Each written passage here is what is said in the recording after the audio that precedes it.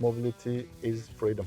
Can you imagine if we don't have cars and you cannot go anywhere? Another thing is the public charging, of course, and this is one of the biggest things is happening right now in UAE. And I can tell you, maybe we have right now 800 public chargers in UAE, which is actually versus the electric vehicle is rather good ratio and worldwide. People tend to exaggerate what will happen next year, but very much underestimate what will happen in 10 years. EV for me, it's a long-term game. You shouldn't be afraid of doing mistakes, but you should be afraid of not doing anything, because then you are not progressing.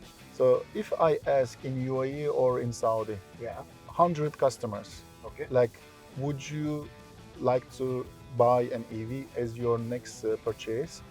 It is between 65 to 85%. They say yes. For real? Yes. Oh, that's superb. Yes. We heard about BYD. We don't know so much. The car is great, but I can't trust it. I'm very nervous. But if Al-Futtaim sells these cars, Yeah. Al-Futtaim quality means that they have done the job for me. I can trust. Yeah.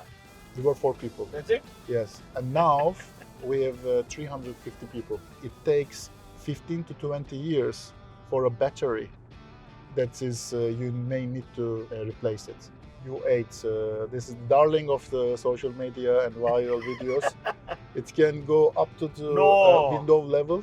Really? It drives under the water. It does all the crazy things that you cannot imagine that a car can do. If you're somebody who loves driving or you're just a car owner, then this is an episode you should definitely watch. Because in a world that's racing towards a greener future, there is one company that's leading the charge, and that happens to be BYD.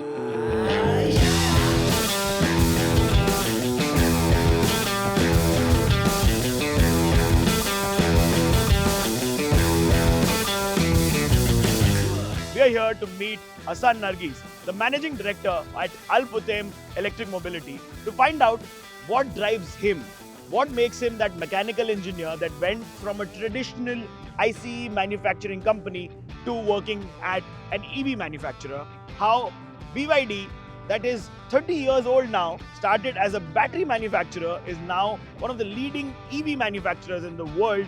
Their journey in the UAE, with 17 years of automotive industry experience and a keen eye for innovation, Hasan is not just selling cars, he's crafting a sustainable vision for our roads and cities. From bringing globally acclaimed BYD models to the region to forging groundbreaking partnerships with Uber, Hasan is bringing a massive change in the electrification of urban transportation. So let's find out what his story is. Let's go.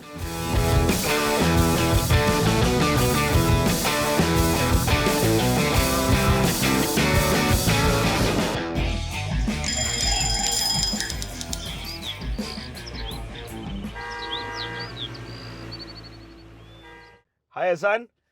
BYD is taking the EV market by storm, so we thought it might be a great idea to have you on Mashable Mornings. How are you? Very good, very good. Thanks for having me, and thanks for giving me a ride in my car. I think I'm going to keep it for a while. yes, no problem. But it's going to be a fun day because it's 3 decades of the company.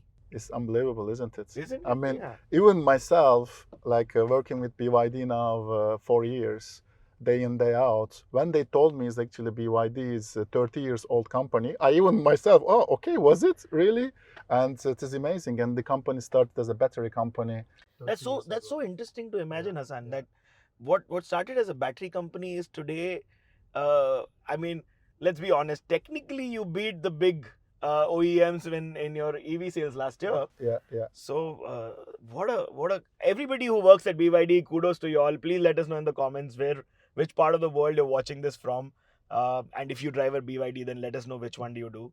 But how does it feel to be a part of this sort of new age legacy? I think like everything come to me personally much more clearer when I went to China. Yeah. And visit BYD in China. I mean, it's almost like Back to the Future, you know. So it was an experience that you see in Shenzhen, where BYD is located, which used to be a town for a fish town, for the like small village it became a technology hub. Yeah. And for the new energy vehicle, like 85% of the cars are electric there. Even when I met with the Shenzhen mayor, was saying that we have more electric charging guns than the fuel station nozzles. So For this, real? yes, so it is, and I said that this is the future. So it's not about if, it's about when. Obviously, the rest of the world and the market will follow. And you see the Chinese markets are selling roughly 25 to 26 million car a year, the biggest market in the world, biggest production in the world, biggest export market in the world.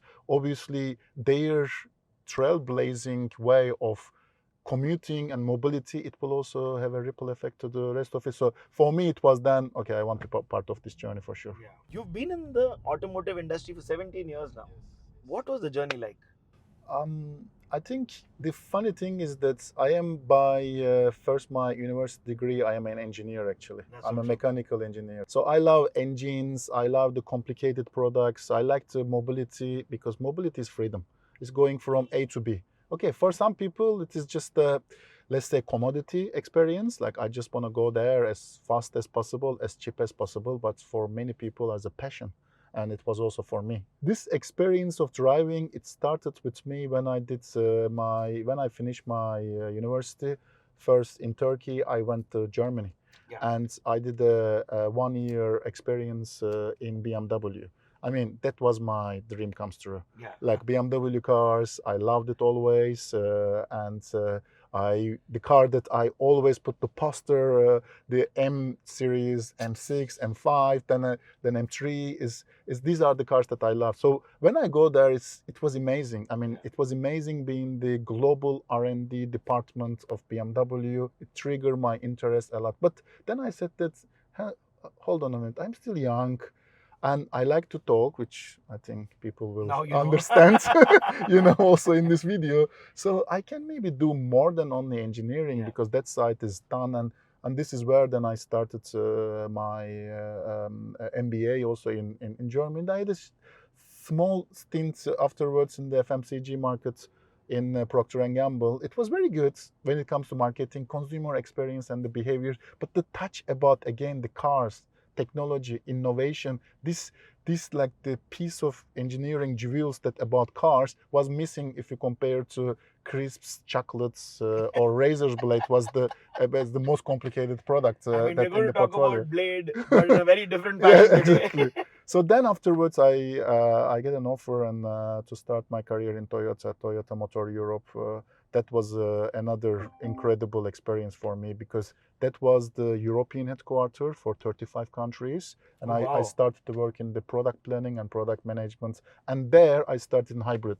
That is how my interest about innovation in the mobility ecosystem and now being part of the electric vehicle is just the continuing of this journey. No, but tell me this: German autobahn. Yeah. When you're a mechanical engineer on that road, and you're stepping the pedal, what is that feeling like? Is it exhilarating? I think it is like a child in the candy shop syndrome. Like you started to drool and you are so happy as you are just driving like a mad person. I mean, not having a speed limit in these beautiful autobahns, and then obviously you need to drive very, very safe. Yeah. But it is an experience that I always loved it and cherish it. So unfortunately, we don't have it here, but. Yeah, it is. It also requires, honestly speaking, a very responsible driving. That is kudos to German people and then the society, because like where I'm coming from, like originally in Turkey, if such a thing happens, I think the accident rates would be much more higher than in Germany. You also said something very specific. There is that skepticism with EVs that has existed since the beginning of time. We're talking 17, 18 years ago when then the Priuses of the world came around, and people were not very happy with hybrids. How do you battle that as not just as a marketer but as BYD also? How are you battling the mindset? I think so. First of all, I think we are all consumer, right? So when you think about the consumer behaviors, it doesn't change overnight. So like this is a new technology, this is a new innovation. It is it is a journey in the minds of the consumer. So you need to just help them and understand and being empathic. So the question would be actually, please, it's not about please buy EV because EV does this verse. What are your barriers not to buy, and understanding this barrier? So if so, mainly it comes to the, we have done obviously numerous customer research. It always comes down to the main few things, right? So number one is always price. So this is the reason we love to have BYD, because BYD brings the technology to the mainstream. It's crazy how your price is just obnoxious. I'm going to get to that in a little later. So that is always number one. But for any technology, but even we go to a Lulu supermarket, we look at the prices of the commodity as well. Price is always number one, which we understand. The second thing is always the range anxiety and the charging infrastructure, and that one is very case by case, right? So for instance, in Dubai or in UAE, if you live in a villa, it is, you can put your home charger easily. If you work in an office that is already in a sustainable mindset, they can put their office chargers. You are more or less sorted. But the problem happens if you live in a high rise, if your landlord or the developer have no clue how to put a charger in your, because actually it should be simple, right? Because everybody has an underground or parking spot, so it's actually, it's much tidy up, right? So, but it's just about figuring the routing of the wires. Yes, but that is not easy, because these buildings hasn't been built with that in mind. So the cost of the upgrading the power and putting all these cables and so forth, it is difficult, albeit it is changing. So that is a journey that for some people it works, some people it doesn't work. Another thing is the public charging, of course, and this is one of the biggest things is happening right now in UAE. And I can tell you, maybe we have right now 800 public chargers in UAE, which is actually versus the electric vehicle is rather good ratio in worldwide. I think it's in the top 5. Yeah. It's because you need to think about also the unit in operation. So how many electric vehicle is there versus how many chargers it is there. So the ratio is good, you're saying? So is rather good. It's never enough, but it is rather good to start with. But this is a bit the chicken and the egg, again, the chicken situation. So if the charge point operators will say, okay, sell more EV, so I will build more, and then the customer says, build more chargers, I will buy more EV. So that is a transition that is happening right now. But now with the government friendly policies, especially DIVA, now put a new tariff that to open for the, as we call the CPO, charge point operators. So you will see next year this growth of electric vehicle will exponentially grow. That's so true. And that is happening a lot, and we are so happy. And this is the main reason of our investment anyway. That's so true. If you all are fence sitters on considering to buying an EV, then let us know in the comments what are your entry barriers, and what are you thinking when you're not going for an EV. And we'll be happy to answer with some tech first questions, because we at Mashable love our tech. We are also going to play around with the screen that I have over here in a bit. But what sparked your interest? Do you remember as a child? Because we all have those stories with automobiles. I have mine, and I'm sure you do too. Yes. So what sparked your interest to get into the automotive industry? Again, I think if my mom would say that when I was a little baby, starting from being a little baby and then a toddler, I always have my toys were even these little cars. And apparently I was very curious about if it's a tinted window. I was smashing the window to see that if a driver or the passengers are inside of this little car. So for me, the cars has been always is the most important thing in my life. As a child, as a toy, then having a journey. For instance, we all have this fantastic family memories that you do with family, a long road trips. Oh my God, these are like the incredible things. And also with my own family then, lived having the luxury of living also in Europe for 15 years, when you can go from Germany to Netherlands, from Netherlands to France, from France to Italy with this road trip.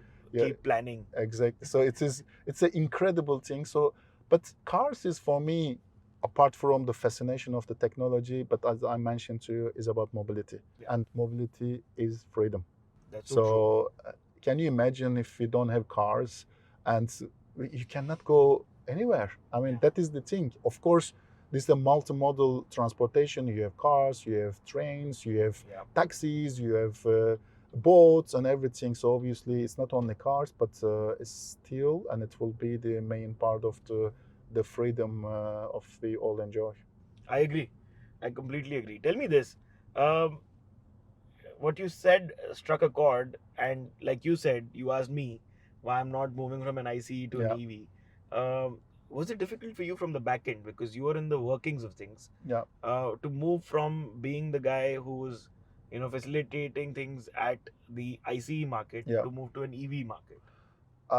It is not, because when you are in the professional mindset, you always try to, I would call it, future proof your career. Yeah. Obviously, for me, it was no brainer, because I need to think about not this month, which I need to as well, because I need to hit my targets to prove my boss to my worth. Yes. But I need to think about 2030 and 2040, because we are still young, and hopefully we will keep our health, and then we will be working and delivering and contributing to the society till whatever the retirement age will come. So, Inshallah, so yes. that has been for me the mindset. I love it. I love that you say fail forward, because we have to be very, very mindful about how we work in today's day and age, and be open to failure. And you, as a leader, being propagating this thought on uh, camera is perfect, because that's the kind of leadership we want. It's also millennials, right? We are the bridge generation. We've seen everything move, the internet come in, and everything else. So tell me this: when you said the Al-Futtaim EV network, the whole thing, are you all sharing data with between companies? How are you all making each other efficient? So I think, like, within the Al-Futtaim group and within the brands, so if you like, we are also a competitor, because we are a multi-brand company. We represent different brands. It is our commitment to each of the brands that we will have a full integrity to the confidentiality, and especially when it comes to we do not share any customer data, because this is our confidentiality commitment to the customer, 100%. as well as the principles as well. But what we share the best practices, because at the end of the day, think about your brand like BYD. So you may say, I can work with company X that they do not have any automotive business. There is no conflict of interest. On paper, maybe it looks like a better partner to you. But there will be no know-how. There will be no platform to support your business. With us, is the best of both worlds. We will respect the integrity of the business. We will respect the integrity of the customers. We are having a healthy competition. Actually, within the company, we are friends, but we are actually competitors each other. We want to healthy competition. Yeah, healthy. So, and we have the Al-Futtaim ecosystem to push each of the brands to serve the customer to the best. So, uncompromised customer experience, I would say. So this is where why Al-Futtaim and likes of Al-Futtaim family businesses, successful family businesses, are getting the traction from these new brands and the businesses as well. Tell me this: the challenges still must have existed, right? And what were these challenges? How are you all overcoming them in the region? I think the challenges, of course, still exist, because we launched also in Saudi. BYD very recently. We have our customer database is so massive, so we can make a lot of big data driven insights, and the outputs is a paradox. So if I ask in UAE or in Saudi, 100 customers, like, would you like to buy an EV as your next purchase? It is between 65 to 85% in the next 12 to 14 to 12 to 24 months. They say yes. For real? Yes. Oh, that's superb. Yes. So, but then, what is the EV market share in these markets? In UAE, you are talking about 3 to 5%. In Saudi, less than 1%. So, like, and that is what I called it the sweet paradox. So the opportunity is there.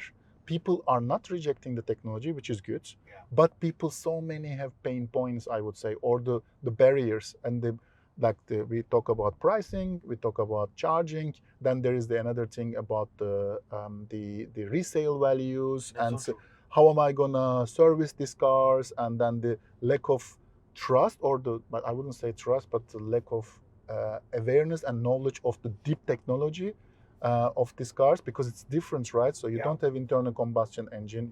You sit on a battery. It's a high voltage battery. It's actually on paper is very dangerous, but it is. But you have the best center of gravity. Exactly, and it is so safe. Yeah. But that is an education thing to be done as well. So therefore, to our sales consultants, we say that, guys, you need to know your product. For sure, you need to know the prices and the offers, but actually, you need to tell the entire narrative about the technology. This is the reason we don't call our showrooms, especially the ones in one in Sheikh Zayed Road, one in DFC, and one in Abu Dhabi. We call them Discovery Center. We brought the battery.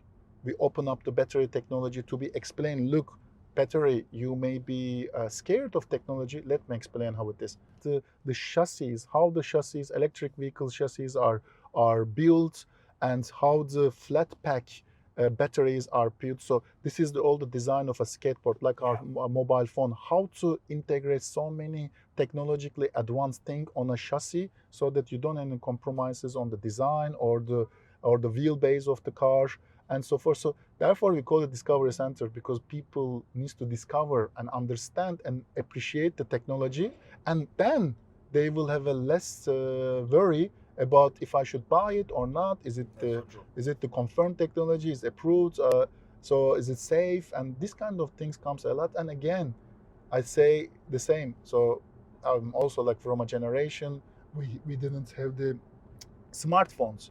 So like the moving from feature phones to smartphones. Yeah. Like the way that we look from the internal combustion engine to electric vehicle, the same shift in the automotive industry actually. Yes. And this is our second showroom that we set up in Dubai, in BYD Discovery Center on Sheikh Zayed. We're going to be passing it. Yeah. Yes. That is, and there's also very good story, because we opened this showroom 2.5 months ago. Oh, right.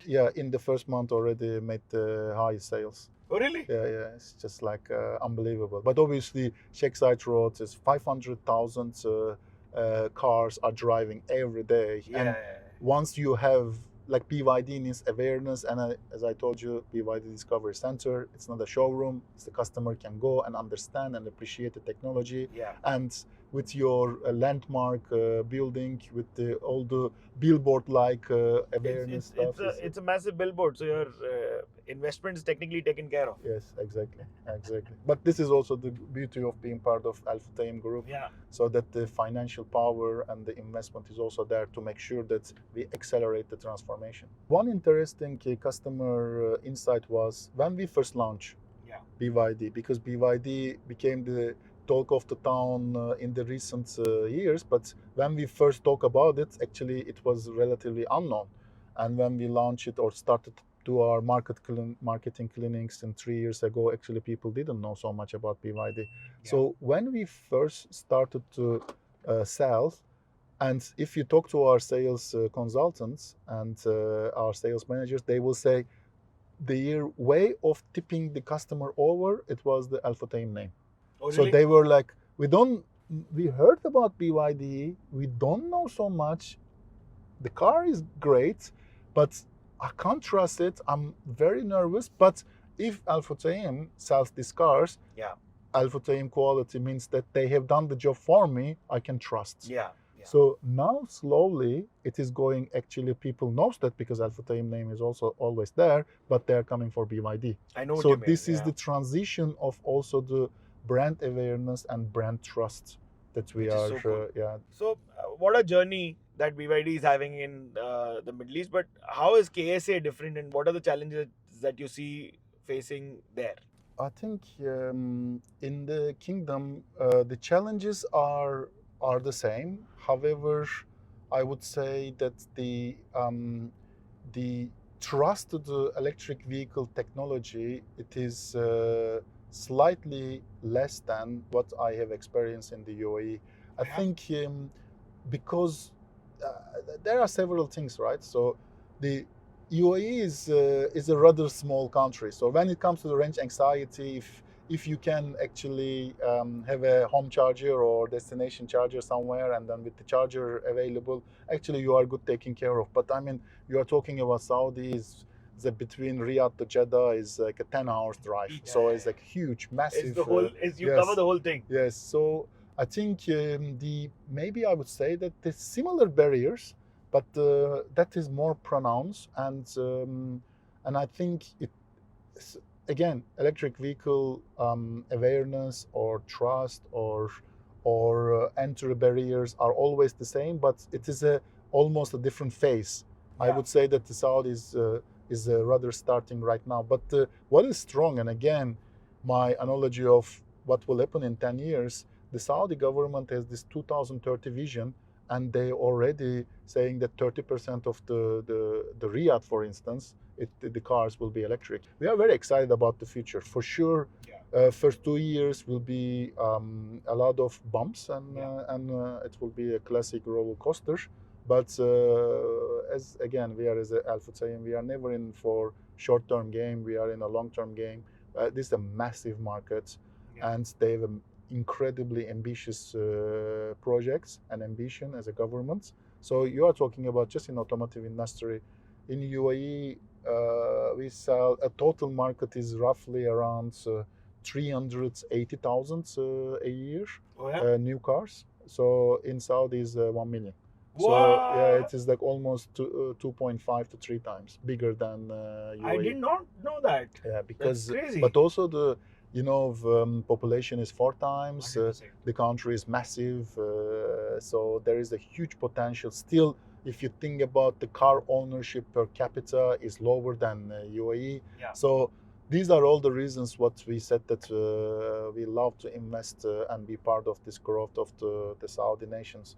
Another thing is also what really surprised me, almost shocked me in the kingdom, it's which we didn't have it in UAE, is that when we were doing a lot of clinics and market research, and we were asking about the cars, and then this is BYD, this is competition, this electric vehicle, we have plug-in hybrid technology, this is blade battery, this is all the technology stuff, does it work for you, would you pay for it, and all this kind of classic customer research. What we found out as well is that because the Chinese players' penetration had been incredibly high in the They were aware. so they were very much open for new brands, but they had a bit suboptimal experience with the new brands, especially in the parts availability and the servicing of the cars. Oh yeah. So that was a groundbreaking revelation for me, honestly speaking, because I'm talking about a new car. Customer is talking about I will only buy a new car if you show me that you have enough spare parts and so forth. So, but that also helped us to build our part distribution center. Even before we sold one car, we had all parts available in the kingdom. So this is even we are showing to the customers, you know what, you can trust us. Yeah, you can trust us very because, important, folks. yes, like we have the parts available for you. Whatever the experience that you had it with the other brands, you will not have with us. Let's talk about you as a leader. You're fairly young. How does that feel? Do you see any ageism happen to you ever? Because there's a lot of head honchos who could be much older, right? I think first of all, I just would appreciate for my management to trust me on that one. Um, I think the the thing is that what I would think is in a younger age, what I can give to my team and to the business is that I have a lot of energies and drive. So I mean, we are, if I believe that you can only perform at the level of what I am envisaging to perform every day if you have a passion to what you are doing. 100%. So if it is a job, it's a 9 to 5. Of course, if you are professional enough, it will bring you to a certain level. But because younger people have a lot of years ahead of them, they can take a much longer view versus the short-term goals of making more money or cutting some corners and so forth. So, but you know that if you want to achieve in the long run, because career is never a sprint, is a marathon. So I think that is what give me the always looking for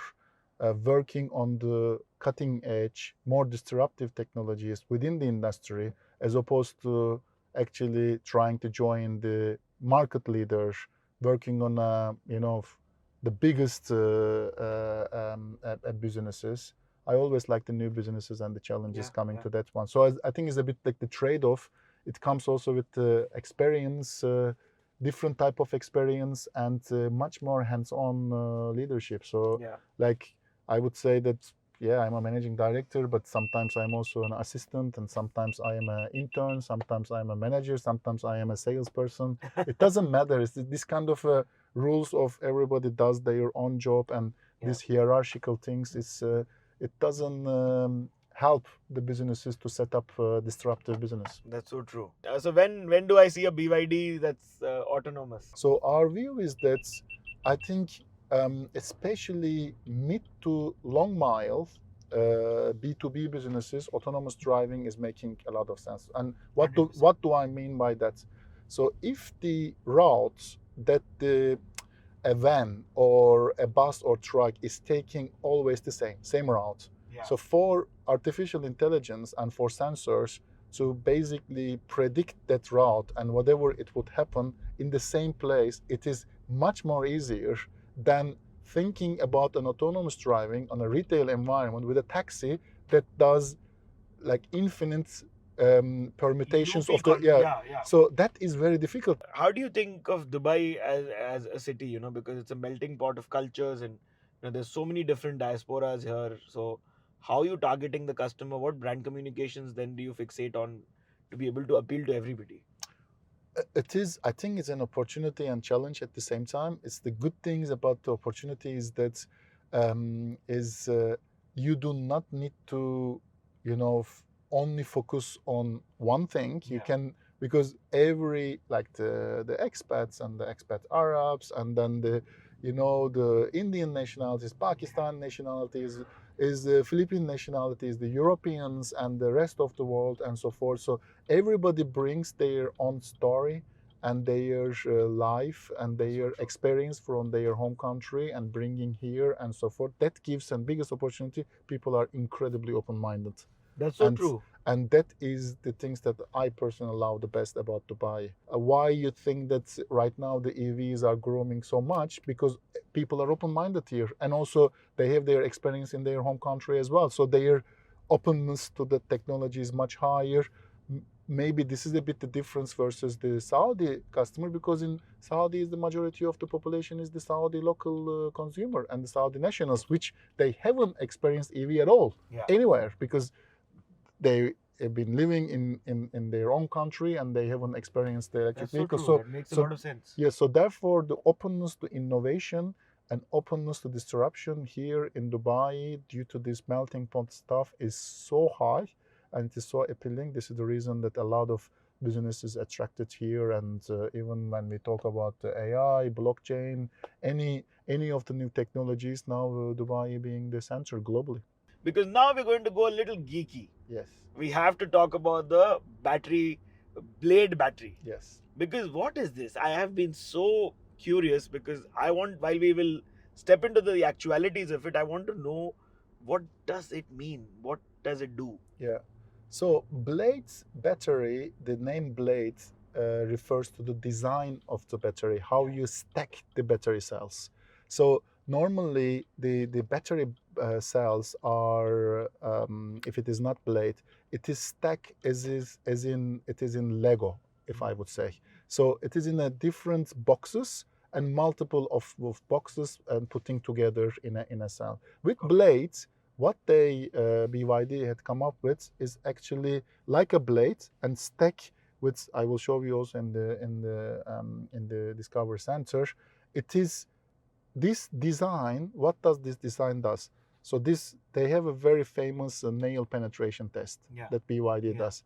So if you in the unfortunate situation of accident, if a nail penetrates into battery, if you do a traditional way of stacking the battery cells, it hits so much then it explodes. Oh damn. So if you do blade battery and stacking in one to another, if a nail penetrates into one of the blades, it automatically deactivates That that blade, one particular but constantly there is no implication to any of the rest of So it. the supply of power is also consistent. It's consistent. You can even drive afterwards. Not only you will not have an explosion, but the battery still continue to perform. So this smart way of design, it creates the most efficient and the safest battery for BYD. And BYD with this one actually became world number one. Yeah. And kudos to you folks. Everybody who didn't know this, when it comes to a battery or an EV, you think of one or two of those brands that come to your top of mind recall. Go and check who's supplying batteries to them. And this is not even me being a sellout or whatever, but it's just me being genuinely telling you that that's the tech that these guys power. So there is also the 3.0, the platform. Yes. So tell me about that, because that's also new and cool innovation that you all have come up with. So I think because BYD started as the battery company, their biggest customer was at that time Nokia, then it became iPhone, is the providing the charger for the mobile phones. So and what they have got inspired, what working with the world best mobile phone companies is like in our phones, this design called skateboard design. Okay. What does skateboard design means? You design the frames first, and like a skateboard is actually just a board.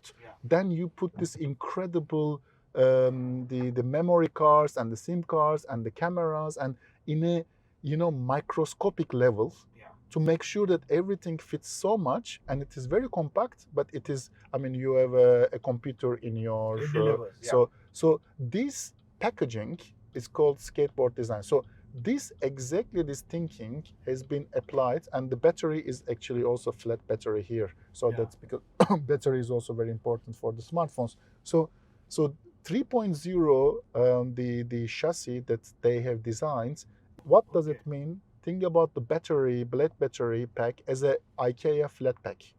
So you have the flat pack is entirety of it in a very slim and long way, and you put the chassis on top. So and you don't have an internal combustion engine. That means that you can put the wheelbase longer. So because you don't have the front overhang to host the engine, and it gives you incredible spaciousness, very smart packaging, and you can have incredibly high power batteries that gives you 575 kilometer of an EV range. So this is together with by having the right battery technology, economies of scales of it as well, and to have the right chassis design, it gives you these beautiful cars with no compromise in styling, no compromise in the spaciousness, and no compromise in price. So were you not thinking like Gen Z often says, my first car could be an EV, and I want to be sustainable, but they're always worried about two things, and please touch upon both of them. One is recycling batteries, because that is, a lot of tension about going into landfills, etc. And two is the extraction of lithium iron itself, because that itself, they say, is offsetting a lot of, negative carbon points. So how do you battle these two things?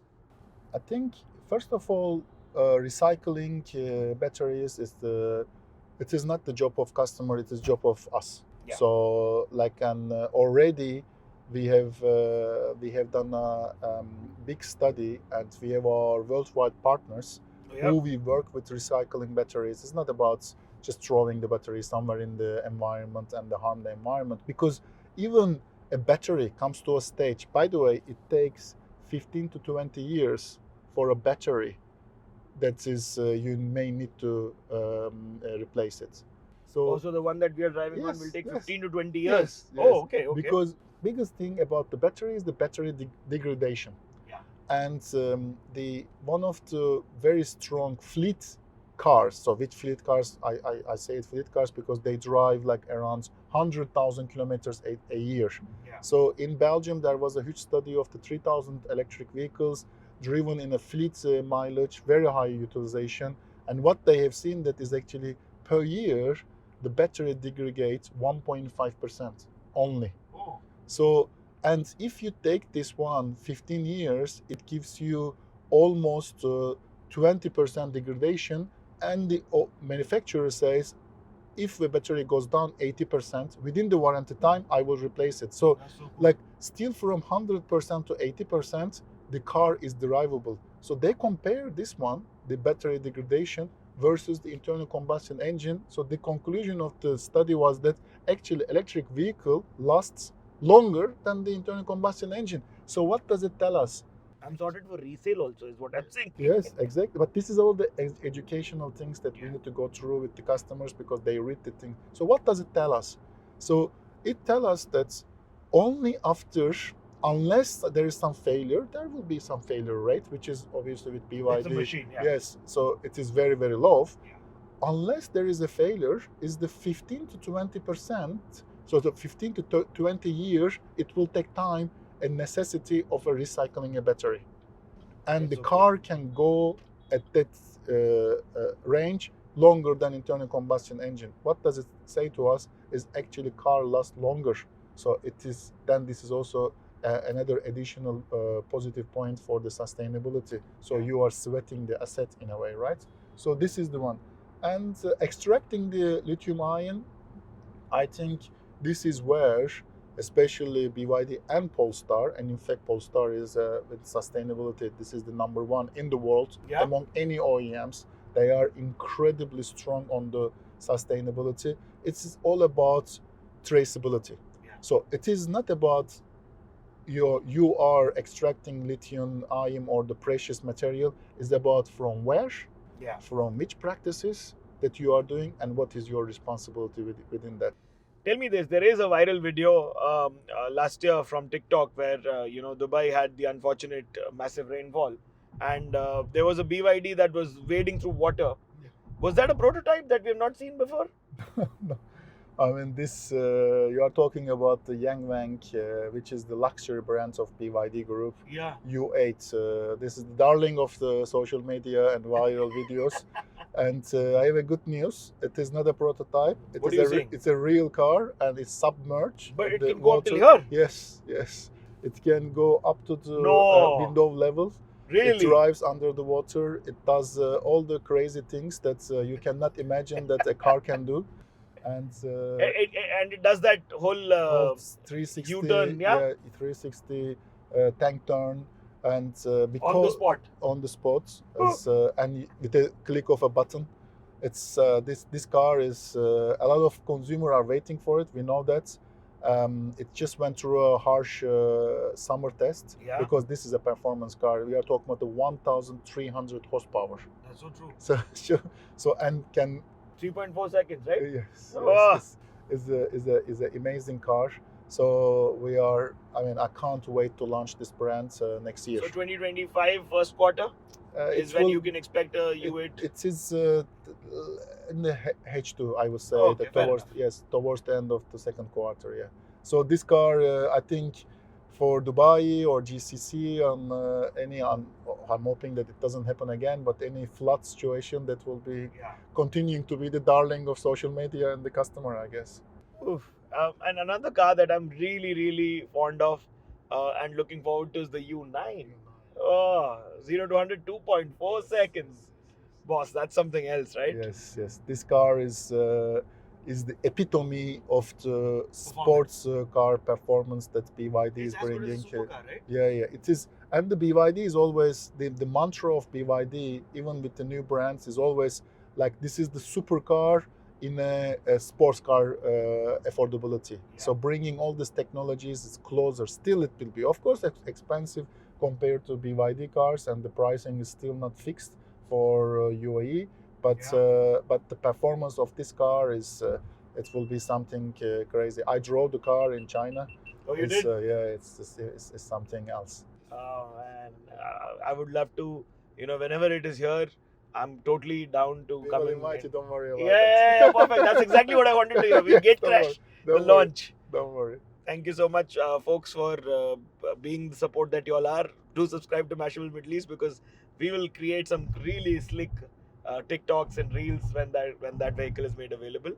But the ecosystem that we spoke about, that I think is a very important bit that we should touch upon, because um, there is infrastructure that the place needs. Yes. So, how do you work with the government, and how does the government work with you? And what do you think can private organizations do, companies or people we work for do to encourage EVs and mobility, green mobility? Yeah, I think, like, first of all, everyone has a big role to play to build this ecosystem, and it is not either or, it needs to be together.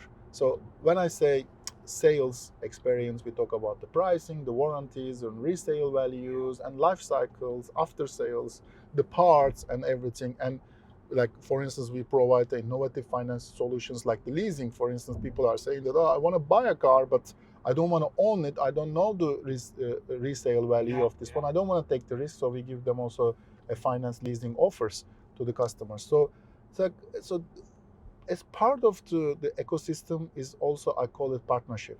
Yeah. So this is a new business, okay, and it's growing. The cake is gonna grow, but the cake is not that big right now. So if everyone comes and get their own slice and protect it, it's the not a lot of businesses will survive. But the point is that working with the government, semi-government companies, like this is the reason that we have a very strong strategic partnership with RTA, and then we have recently also had a big partnership also with parking. RTA spin-off company of the Dubai, all the parking solutions and so forth. So this is the way to move forward, how we can bring our forces together and to basically serve the customers, as opposed to everyone bringing their own proposition and fighting with each other. Yeah, my DC charging is different than yours. Yes, and, you know. and then because everyone needs the utilization and chicken and the egg. No, you need to sell more cars. No, let's work together, and then how we can make sure that the business grows. So this is the part of the ecosystem and the partnership. Hi BYD. Coming. Open the windows. Now he's just showing off, guys. Yes. Hi BYD. I'm here. Close the windows.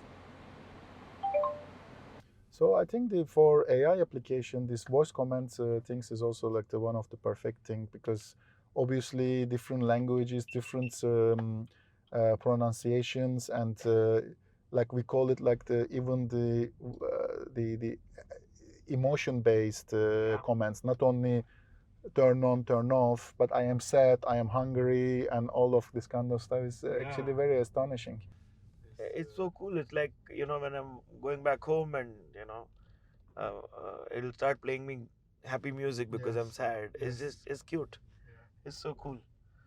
But what is AI going to do for the automotive industry? I know, you know, people don't know this, but AI has been in the automotive industry for a very long time. Yeah. So what now? What next?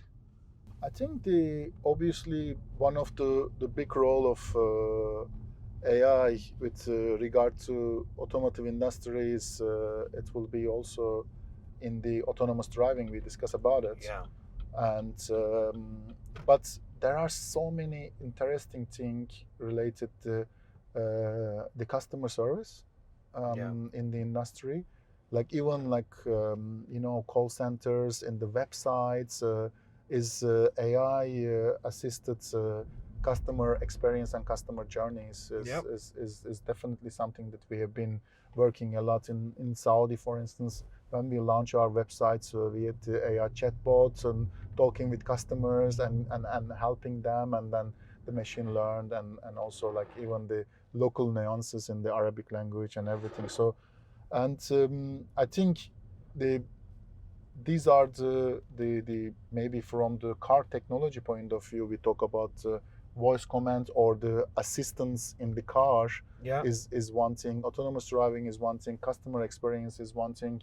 But all the things about the connectivity, how we use the connectivity in the car, because at the end of the day, these cars are now smartphone on wheels. Yeah. So is definitely AI will play a lot of role in the front end of the software development, as well as the back end of the of the customer deliveries and so forth. So it's a very, very interesting and exciting space. But And the time use, to be alive. yeah, but for me, always I say that, but the use cases needs to bring something. Also, Yeah. it's not about technology for the sake of technology, right? That's so true. So you need to be in a position that's develop something that adds value to the experience Yeah. and yeah. that add value to customers. But how did you like that? Please let us know in the comments below. I've already told you a bunch of things about, telling us in the comments about what you like. If you're an Atto 3 sort of a family or the Seal, because it's like my gaming chair, this one. Yes, Yeah, I feel so much at home. Yes, because exactly. I It's just so need a joystick. comfortable. It's unbelievable. Yeah. Thank you so Thank you, much. man.